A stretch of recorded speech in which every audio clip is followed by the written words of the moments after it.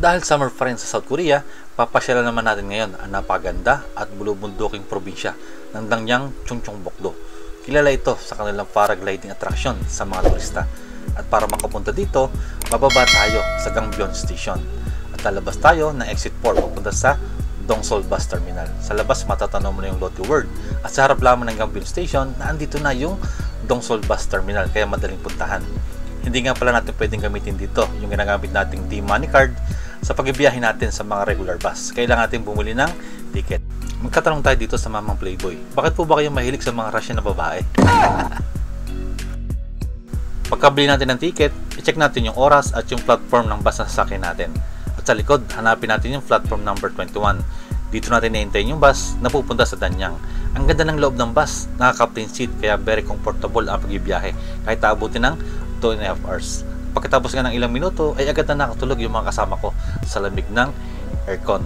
Isa nga pala ang Danyang sa mga bulubunduking probinsya dito sa South Korea, kaya naman wala masyadong bagyo na dumadaan dito. At after nga ng 2.5 hours, narating na namin ang Danyang Bus Terminal. Ito nga pala ang unang stopover ng bus, pero hindi pa ito ang kanyang last destination. Kaya kung pupunta kayo dito at nakita nyo ang Danyang Bus Terminal, bumaba na kayo. Naghintay kami sa loob ng terminal at tinawagan yung agency ng paragliding na susundo sa amin. At after nga ng 10 minutes, andito na yung susundo sa amin. At agad nga kami dinala sa kanilang opisina para pagsuotin ng paragliding flying suit. At dito nagbayad kami ng 100,000 won.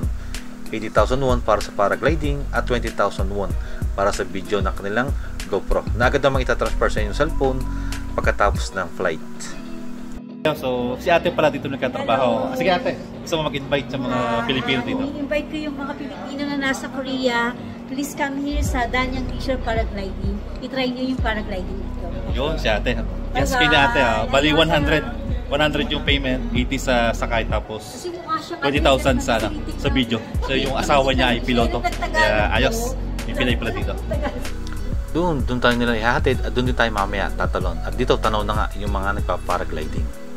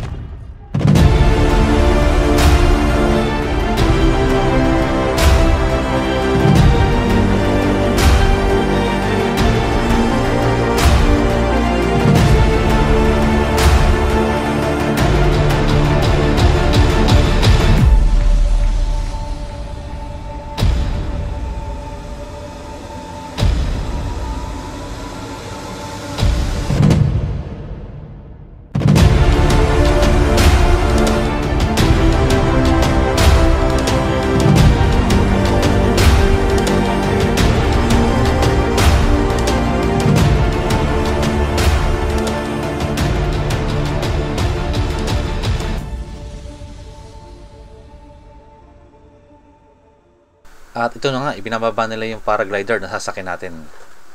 Kami sa taas at dito jump na. So yan mga kasama ko. Okay. At ito na nga, nilagyan ako ng kneecap, ganoon din ang helmet para sa safety ng pagka-paragliding. At itong sinuot sa aking balikat, ito yung upuan ko mamaya kapag kami nasa sa ere na. At pagkatapos kong bihisan, tinuruan naman nila ako ng tamang pagtakbo bago lumipad at tamang posisyon ng paa paglalanding na kami mamaya sa baba.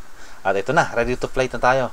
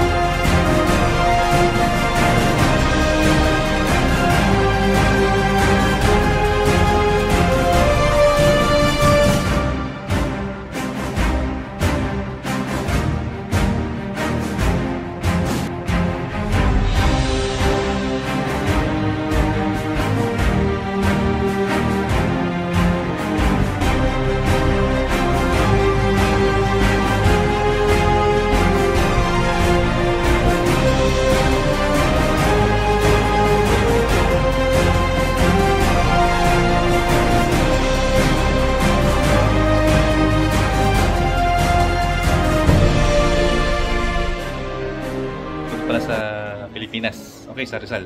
Okay. Sa Rizal, sa Cardona. So, i-visit niyo po yung page na Sunshine Paragliding FB page. So, doon kayo magpa-book during summer sa Pilipinas.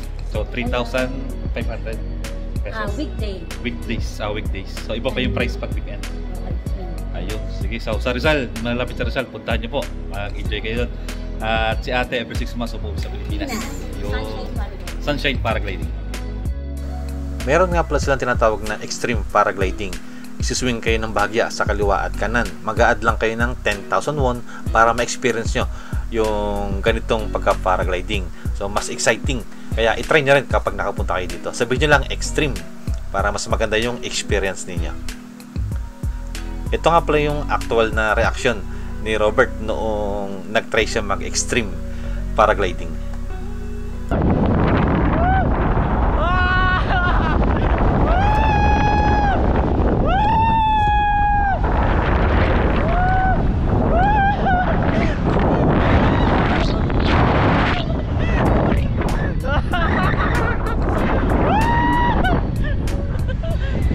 At ito naman yung extreme experience ni Onofre sa paragliding.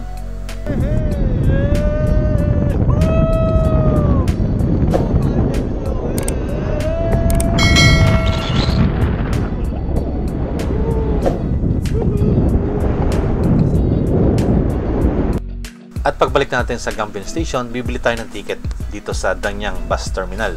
Meron naman ditong English language, kaya mabilis tayo makabili ng ticket. Same price pa rin, 20,000 won.